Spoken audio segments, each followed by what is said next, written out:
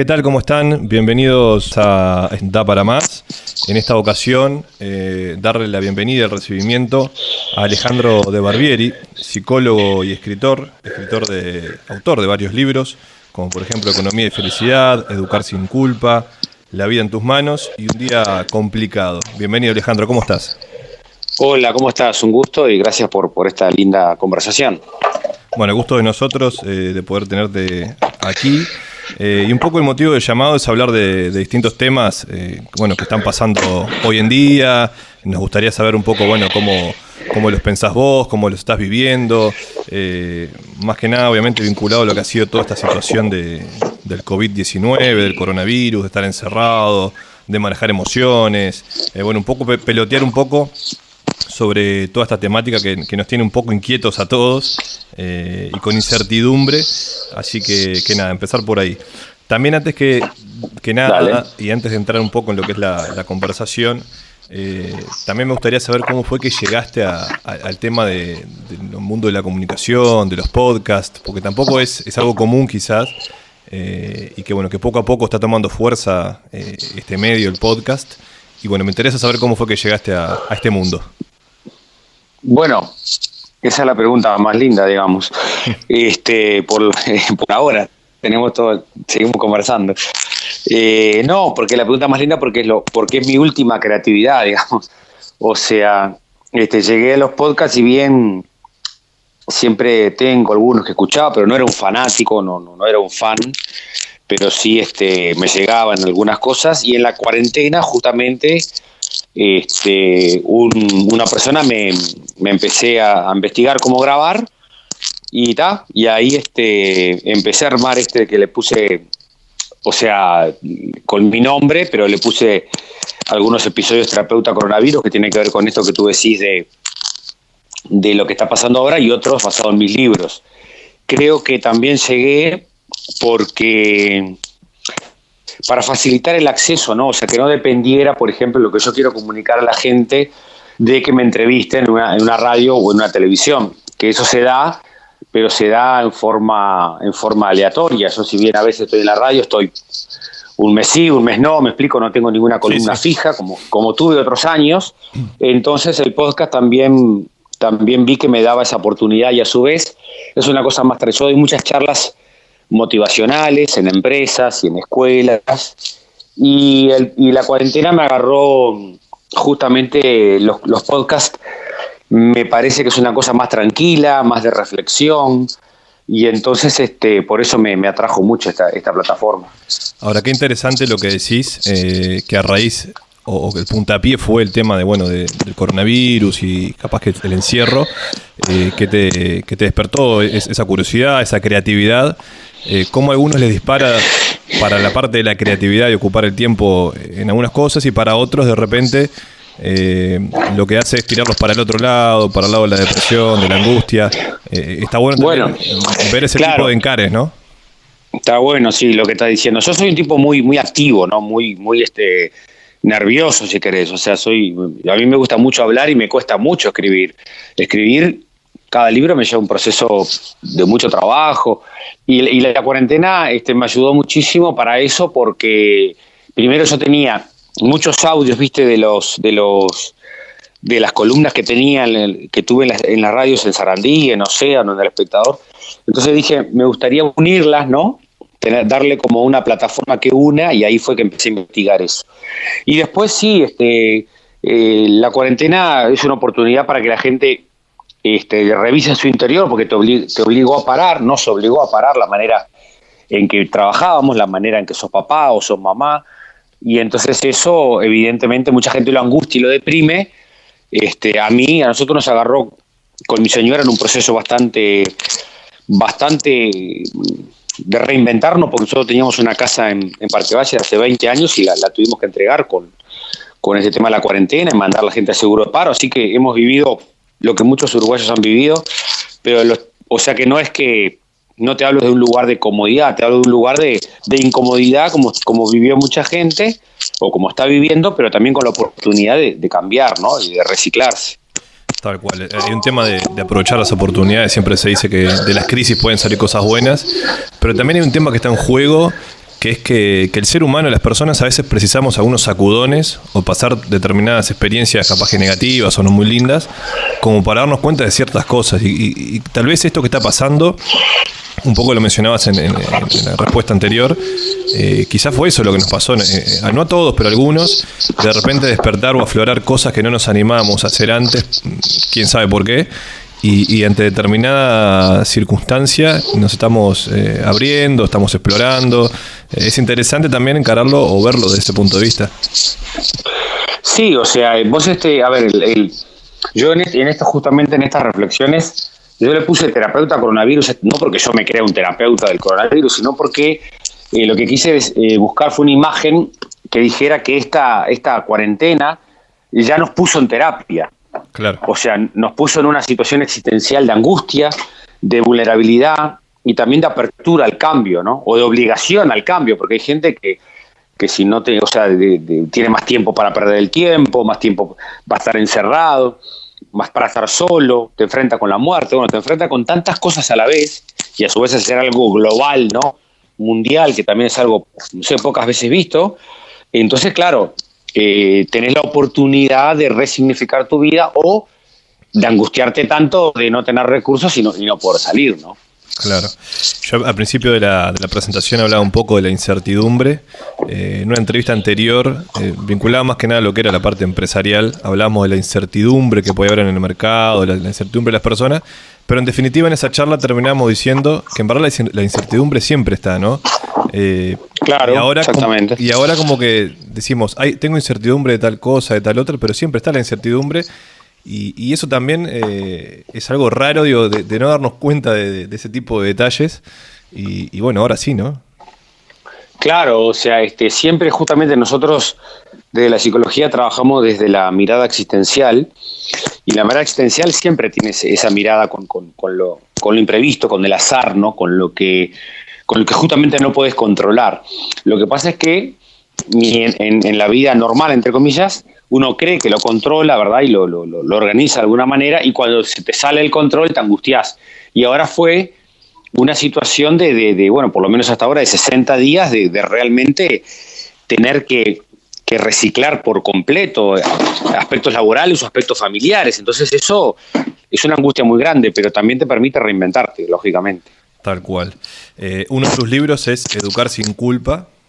Sí. Creo que cuando uno es padre siempre está en la vuelta el libro, ¿no? Se lo mencionan, que lo lean, que es referencia realmente. ¿Cómo es educar ahora en este contexto? Bueno, justamente lo que yo vengo diciendo en algunas charlas que hice para padres estas semanas es que es una oportunidad para darnos cuenta. En Educar sin culpa toca varios temas, pero vamos a resumirlo en dos: la sobreprotección y las frustraciones, ¿no? Los padres que sobreprotegemos y cuando no dejamos que nuestros hijos se frustren. Entonces, de alguna manera, en esta pandemia, un papá puede tener la oportunidad de ver, ya que tiene más tiempo. Estoy hablando de los que no están viviendo una situación trágica de drama, de no poder comer. Sin duda. Estoy hablando de los que tienen tiempo para no sé, están haciendo teletrabajo o educando a distancia, que también es muy estresante, pero de repente tenés la chance de visualizar aquellas cosas que vos siempre te quejabas que no tenías tiempo con tu hijo, ¿no? O de leer un cuento, o de enseñarle a atarse los cordones, o a picar la milanesa, lo que sea, o charlar con un hijo adolescente de sexualidad, o ver una serie juntos, la de Michael Jordan, yo qué sé. Tenés una chance, tenemos como más tiempo para conversar, para estar con ellos.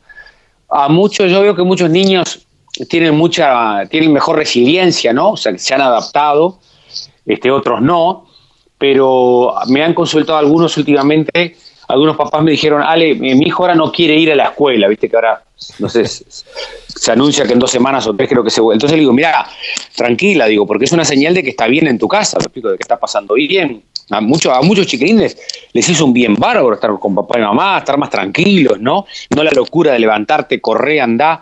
Yo me acuerdo que nosotros somos 5 hermanos, nosotros íbamos al club Iguá de mañana, de 8 a 1 obligatorio por mi madre, de 8 a 12, no sé qué horario iba, y de 1 a 5 íbamos a la escuela. O sea, viste que cambió en los últimos todo. años la manera de educar, entonces a veces chiquilines realmente están muy exigidos, y poder tener así tiempo, viste, para estar en casa, levantarse con un poquito más de flexibilidad, ¿no?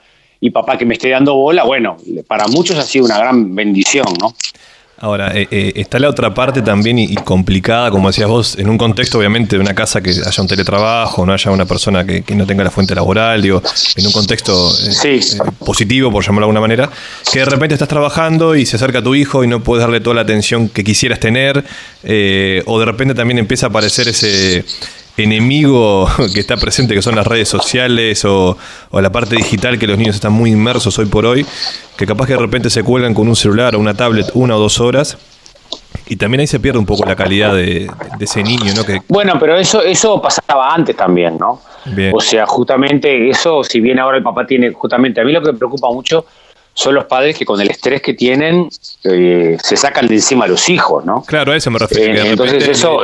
Le dicen, agarra la tablet y quédate ahí. Y no... Bueno, y eso pasaba antes de la pandemia.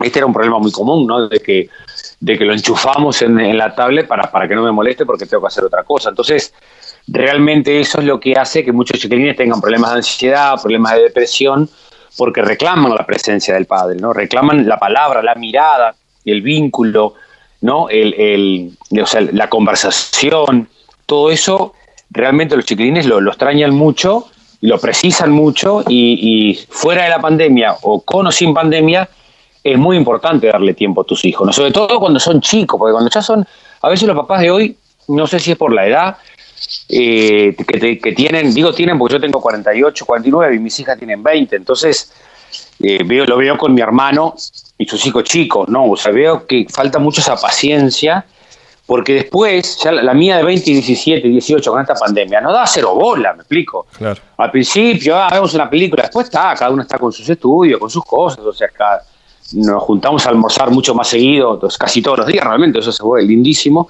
pero sí, tener paciencia con tus hijos es fundamental, no perder la calma, ¿no? O sea, yo me puedo enojar, a mí me gusta esta frase, mira, pero no descontrolar, lo mismo tu hijo. Se puede enojar, perfecto, pero no descontrolar. Y eso, para eso, los adultos somos modelos, ¿no? Modelamos una conducta si reaccionamos o si también agredimos, ¿no? Está bueno que estás diciendo. En general, ¿cuáles han sido las consultas que te han llegado en este tiempo, las más comunes, más frecuentes? ¿Qué es lo que le preocupa a la gente y que vos has recibido y estás bajando a tierra? O bueno, has comentado en los diferentes podcasts. ¿Por dónde viene la mano de las consultas? Bueno, por un lado, al principio creo que hay dos partes. Al principio de la cuarentena era esto de que me obligan, entonces yo después utilicé mucho la idea de que nadie te obliga, o sea, el ser humano se obliga a sí mismo, ¿no? Creo, ahora yo puse un montón de twitters hablando de que el Uruguay es modelo en el mundo, que parece ser el primer país en Latinoamérica, que hicieron 400 testeos aleatorios y dieron negativo. Bueno, entonces también quiere decir que la gente se está cuidando, ¿me explico? O sea, para dar un mensaje positivo. Hay angustia de los padres de cómo va a ser el retorno a clase. No, digo, al principio había la angustia de quedar con mi hijo en casa, ¿no? O sea, porque claro, de pasar a estar 4 o 8 horas fuera de casa y estar todo el tiempo, era como la angustia de cómo lo entretengo, entre comillas, ¿no? Claro. Pero después, en la última parte, también hubo mucha tensión en algún momento con los docentes, ¿no? Los docentes con los papás, así, porque también eso generó un poquito de rispideces, porque cuesta, ¿no? A los docentes, a veces les cuesta entender el lugar del papá, y al docente, esto fue un dilema para los colegios y escuelas, porque muchos papás que mandaban mucha tarea y otros que no mandan nada, ¿no? O sea, fue un dilema, pero bueno, creo que realmente se hizo lo mejor que se pudo en un contexto que era difícil, que sigue siendo difícil, pero que las consultas variaron por ahí, ¿no? Cómo hacer en casa con mis hijos y también cómo cuidar a los abuelos, ¿no? Los abuelos y los nietos que no se podían acercar. Yo creo que todo esto puso en el tapete que uno extraña, primero que lo digital no reemplaza lo humano, porque si hay algo que aprendimos con la pandemia es que todo muy lindo, pero si extrañamos tanto es porque realmente extraño a mi jefe y extraño a mi maestra y extraño, o sea... Sí, el lugar de trabajo, tu oficina... Claro, exactamente, o sea, ponen el tapete de que realmente los vínculos son importantes. Y obviamente que si tenés más alfabetización digital, lo llevas mejor. Los adultos mayores o los niños o de algún contexto que no tienen los medios para estar conectados, bueno, ni que hablar que de repente lo sufrieron más, ¿no? Ahora aparecen también, bueno, que siempre están, como hablamos de lo de la incertidumbre, pero se florecen más, se resaltan más el tema de la autoestima, de la angustia, del convivir, o que se nombre tanto a la muerte, que eso también, digo, los niños lo están escuchando todo el tiempo, como recién decías, de repente, ¿por qué no puedo ver a mi abuelo, a mi abuela? Claro, y claro. ya te enfrentás a esa pregunta, o a esa gran pregunta que a veces puede llegar a ser para responderle a un niño, pero hay que naturalizarlo también, o sea, es parte de la vida. Sí, sí, lógico. O sea, el miedo a la muerte es un miedo existencial, es uno de los miedos más profundos del ser humano. Hay 4 conflictos básicos del ser humano que plantea Salom, que es el miedo a la muerte, la libertad, la soledad y la falta de sentido en la vida. A esos 4 conflictos vos te enfrentás siempre. Claro. Cuando tenés un problema del trabajo, un problema de pareja, una crisis de pánico, cuando vos rascás un poquito, atrás aparece o el miedo a la muerte, o el miedo a quedarme solo, si mi pareja me deja o si la dejo, o el miedo a no ser libre, ¿no? Y esto fue un tema que apareció en la pandemia, ¿no? O sea, si me quedo en mi casa, no ejerzo mi libertad, ¿no? O no me dejan ejercer mi libertad. Es difícil entender que no saliendo de tu casa estás cuidando de los demás, o sea, porque era algo que por lo menos nuestra generación no lo había vivido, ¿no? Lo habíamos visto en películas, pero no lo habíamos vivido. Y entonces esas angustias es normal que tengas miedo, porque el miedo justamente te alerta y te prepara para que no caigas en una conducta de riesgo, ¿no? Pero me perdí en la pregunta que me hiciste cuando te la estaba contando. No, que enfrentamos el tema de la autoestima, la baja autoestima, la autoestima, la angustia, el enfrentar la muerte, que son como jugadores que aparecen, que siempre están, pero que ahora los tenés cara a cara y que tenés que a veces responderle a un niño que bueno, que capaz que esperabas estirar un poco más esa pregunta o esa respuesta y te aparece ahora. No, pero eso está bueno lo que está diciendo. Eso es porque nosotros negamos la muerte, ¿no? Claro. Pero justamente cuando uno enfrenta la muerte, enfrentar la muerte es enfrentar la vida. Naturalizar. No en vano, la muerte de Mufasa, todo el mundo, los niños la recuerdan. Es una muerte espantosa, es una película increíble que yo la doy mucho, El Rey León, y la generación del año 94, la muerte de Mufasa, la muerte de Bambi, los que son más viejos, o sea, la muerte de un bichito, la muerte de tu mascota, la muerte está siempre presente y los niños la conocen, lo que pasa es que la negamos. O se le oculta al niño, se le muere una mascota y se escapó, dicen. Vivimos como si no fuéramos a morir nunca. Entonces también la pandemia trajo eso y por eso nos angustió y por eso creo que ha sido una gran oportunidad. Porque si vos vivís consumiendo, si vivís gastando, si vivís como si el mundo se fuera a acabar mañana, ¿no? Entonces no vivís. Y entonces lo que trajo la pandemia fue, bueno, pausa, replantear tu vida, no tenés que producir tanto, cuidar el planeta, hay que ir uno solo a hacer los mandados, no podemos ir todos. Bueno, entonces nos metió en una terapia grupal tremenda. Tal cual. Y que realmente... esa angustia yo creo que nos hace crecer, ¿no? Hace un rato nombrabas la palabra resiliencia, y es una palabra que hoy se usa mucho, se escucha mucho, bueno, a nivel personal, familiar, empresarial, está como presente. ¿Qué definición se puede hacer de esta palabra? Bueno, en resiliencia tenés a Viktor Frankl, el fundador de la logoterapia, que su propia historia del campo de concentración es resiliencia. A Boris Cyrulnik, que es francés que ha hecho un montón de libros, Los patitos feos, La maravilla del dolor, un montón de libros. Resiliencia se puede resumir en esta frase: es la esperanza y la transformación después del sufrimiento. O sea, no siempre que se sufre se aprende. Por eso la gente dice, después de la pandemia va a haber aprendizaje. Bueno, sí o no, puede haber. Hay gente que tiene un infarto y tiene 2 infartos y tiene 3 infartos y no dejó de fumar nunca y se murió. ¿Me explico? Uno trata de ayudar a la gente que tuvo un infarto o un aviso para que no se muera, pero el ser humano también a veces se miente a sí mismo, ¿no? Entonces la resiliencia es la esperanza y la transformación. O sea, después de una situación de sufrimiento como puede ser un cáncer o una pérdida de una pareja o la cuarentena, bueno, que podamos aprender, que salgamos transformados y que nos ayude a ser mejor persona, digamos, ¿no? Muy bien, está buena esa definición. Está bueno tenerlo también claro, ese concepto. Y también uno de tus últimos podcasts que hiciste, que sigo realmente, que escucho, fue el tema del liderazgo, ¿no? El liderar hoy. Ya sea para la empresa, de repente uno está en su casa liderando al equipo de trabajo y bueno, tiene que empezar a sacar otras habilidades blandas, como se le llama, y bueno, controlar a ese equipo, pero también está el tema de liderar en tu casa, cuando vos sos padre o madre y te sentís líder, te sentís que tenés que estar fuerte. Sí, yo siempre uso, mirá, esa misma metáfora, ¿no? En La vida en tus manos, el capítulo 4, es justamente todo sobre el sentido del trabajo y liderazgo. Y yo dentro de ese capítulo, que tiene varios subcapítulos, hay uno que se llama habilidades no tan blandas. Lo puse así justamente, para que la gente le dé.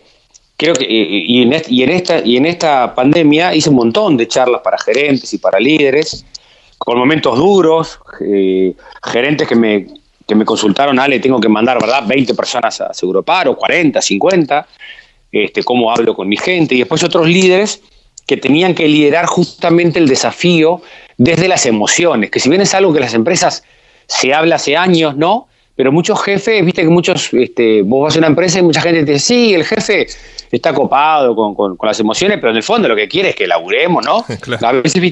A veces algunos hacen cursos para que la gente cambie y otros medio como para cumplir. Y ahora no había posibilidad de cumplir. Ahora realmente había que dar charlas para que la gente esté feliz, o sea, digamos, esté feliz, para que la gente se sienta querida, se sienta valorada, ¿no? Se sienta que se sienta cerca. Eso fue lo que hablé con los líderes. Vos tenés que estar cerca de tu gente hoy, porque hoy con la cuarentena es una época preciosa para liderar y la gente está ávida de ser liderada, ¿no? Es como una terapia, por eso yo pongo ese ejemplo. Es como una avidez porque tu jefe te potencie, te cuide, esté cerca tuyo, se preocupe por ti, ¿no? De hecho, la gente con el Zoom y el Skype y todo eso entrabas como en la casa de tu trabajador, ¿no? Claro. Entonces eso también aparece el nene, aparece la mujer, o sea, te obliga como a hablar de temas que en la lógica típica del trabajo tradicional se habla, pero de repente no se habla tanto, ¿no? Y ahora el tema de liderar en tu casa, que tenés que convivir con tu señora, con tu marido, están tus hijos, y que muchas veces uno piensa que el líder o el jefe de la casa, no sé, llámelo como quieran, tiene que ser fuerte, no puede llorar, tiene que estar, o sea, y hoy por hoy también se ven todas esas sensaciones, esos sentimientos, digo, de frustración, tus hijos te pueden, está bueno, digo, por ese lado también, ¿no? Sin duda, o sea, cuando el líder una cosa es, antes se lideraba en las empresas, cómo lideraba tu abuelo en la cabecera de la mesa que ponía cara de malo y no precisaba ni levantar la voz y vos ya no te movías, pero ahora, o sea, el jefe ponía cara de malo y ya está. Pero el liderazgo tiene que ser un liderazgo colectivo, un liderazgo donde no es que, yo esto lo planteo justamente en La vida en tus manos, no es que el jefe me mandó, esa es la persona inmadura. La persona inmadura dice, estoy haciendo esto porque Martín me mandó, porque Marcela me mandó. No, si vos sos líder, tenés gente a tu cargo, pero si yo no dependo de un jefe, también puedo ser líder, ¿me explico? Cuando digo, fulanito dijo que había que hacer esto y me hago cargo, ¿no? No le digo al cliente, esto viene de arriba, ojalá yo pudiera decidir, pero tengo que cumplir con esto, que es el adulto frágil que no se anima como a liderar. Y de esa manera también influye la familia. Así que te vean afectivo, que te vean angustiado, que te vean triste, te van a ver humano, ¿no? Ahora que estoy viendo la serie de Last Dance, sí, muy buena. Que es muy buena, se ve todo eso, se ve la labor del coach, se ve lo de Jordan, se ve, viste, cuando viene un coach y le dice, bueno, loco, haces 30 puntos por partido, pero si no le das la pelota a los demás, no van a crecer. Claro. O sea, se ve todo un manejo de liderazgo que es súper interesante, ¿no? Está muy bueno. Aparte, el liderazgo es un tema que en los últimos años se ha como reflotado, bueno, se estudia en varias universidades. Sí, a mí me encanta ese tema, sí. No, a mí también realmente hay muchos libros que están muy buenos respecto a este tema. Pero bueno, también este tipo de liderazgo en esta época es algo distinto. Hasta ahora venimos hablando de los sentimientos o bueno, situaciones actuales. Ahora la pregunta es, ¿qué va a pasar después de todo esto, ¿no? ¿Cómo nos va a moldear esta situación a nosotros, o cómo nos va a modelar de acá en más, y cómo vamos a salir? Estaría bueno también empezar a pelotear, ¿no? O sea, no sé si tenés algo en mente, ya trabajado, ¿qué opinión? Bueno, un poco lo que te decía hoy, o sea, por un lado, yo creo, pero esto es una visión personal, o sea, me puedo equivocar, creo que al ser algo tan grande, tan global, ¿verdad?, tan mundial, me parece que va a traer cambios, ¿no? Me parece que va a ser un antes y un después a nivel laboral, aquellas familias, por ejemplo, que puedan hacer teletrabajo, por ejemplo, el teletrabajo que se habla hace años, ¿no?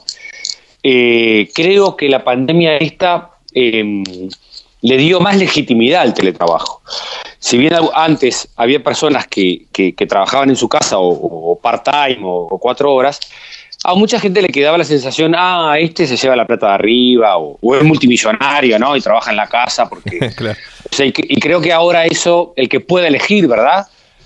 También tiene que ver con la salud ambiental, con la cantidad de autos que tenemos que se podrían usar menos, si hay gente que puede, ¿verdad?, trabajar desde su casa. Bueno, yo creo que hay cosas que la Sistema B, economía circular, muchos autores vienen planteando hace tiempo y capaz, porque hay que ver después si los gobiernos toman las decisiones adecuadas, ¿no? Pero me parece que da la oportunidad lindísima como para decir, bueno, se puede usar menos el auto, puedo pasar de la plantilla que tengo el 30% a teletrabajo, la gente está con menos culpa porque está en su casa, ¿no? Puede de repente, si tienes hijos que te precisan más, ¿no?, organizarte mejor, pero bueno, de repente disminuye la culpa si estoy con mis hijos, ¿no?, cuando vienen del trabajo, cuando vienen de la escuela, porque si no también 1 hora para ir, una hora para volver, hacer ejercicio, ir a bailar zumba, hacer pilates, llevarte bien con tu pareja, es muy difícil. Sí, todo al mismo tiempo. Es muy difícil hacer todo al mismo tiempo.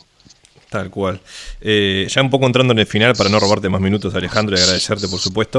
Tenés un método que me gusta mucho, que es, vos lo titulás en tu Instagram, que es Bike Delivery Books. O sea, te apersonás, o sea, es muy bueno, digo, que el propio autor del libro, o sea, se apersone, vaya donde está uno, se lo entregue en mano.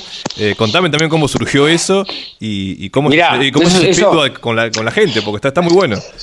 Esa es una idea que surgió porque yo tengo una bicicleta eléctrica, una Legend Milano, que es una bicicleta preciosa que tiene la batería en el cuadro. Bueno, alquilé como 2 o 3 y después me decidí por esta, que la usaba en Montevideo. Yo ahora con esto de la pandemia nosotros vivimos en Ciudad de la Costa y tuve que trasladar mi trabajo para acá. Pero yo la usaba en Montevideo para andar, ir a dar charlas a colegios o a empresas. Y una vez llego a dar una charla a una empresa con el casco, el chaleco, dejo la bici ahí, y entonces le pido al recepcionista por la chica de Recursos Humanos, la que me había contratado, y en el teléfono el muchacho le dice, fulana, llegó el cadete.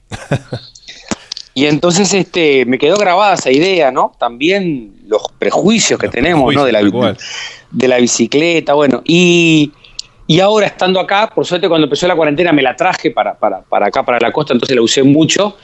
Y me había quedado con esas ganas, con esa idea del cadete de empezar. Entonces lo estoy llevando, un día empecé y lo puse ahí en las redes y lo llevo en bicicleta desde donde estoy hasta el Hotel Casino Carrasco o el Pinar. Y es una idea preciosa porque dialogar con la gente, escuchar las historias. El otro día estuve con una mamá que está embarazada, que le habían recomendado Educar sin Culpa. Y bueno, ha sido una idea, hago deporte, me muevo, ¿viste?, en vez de estar quieto, y es una manera también de llevar el libro a la gente, sí. La gente se sorprende mucho, ¿no? Se sorprende mucho porque algunos me preguntan si es verdad, otra me preguntó en Instagram, mirá qué divertido, ¿qué es lo que estás repartiendo? Me puso una, y otra me puso, esos libros que repartís, ¿los escribiste vos? Y entonces ahí fue muy lindo contarles que sí, que los escribí yo y que si estaba acá en Lagomar o en Shangri-La o en el Pinar, que se lo llevaba.